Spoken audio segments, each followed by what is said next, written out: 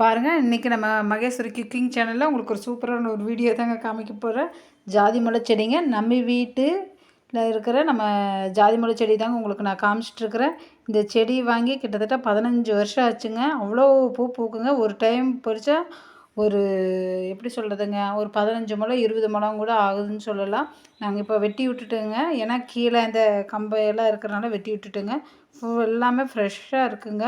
பார்க்குறக்கு அந்த இதே நல்லா மணமாக இருக்குங்க அந்த தெருவே. அந்தளவுக்கு ஜாதி மல்லி பூ பிடிக்குங்க. இப்போவே பார்த்தாலே உங்களுக்கே தெரியும் எவ்வளோ பூ பூத்துருக்குது, எவ்வளோ பூ இருக்குதுன்னு உங்களுக்கே தெரியும். நான் இன்றைக்கி நம்ம வீட்டில் இருக்கிற பூவெல்லாம் பறித்து போட்டிருக்குறேங்க. இப்போ நாங்கள் வெட்டி விட்டதுனால சின்ன ஒரு கப்பில் தாங்க பூவாச்சு. பாருங்கள், உங்களுக்கே பார்த்து தெரியும்.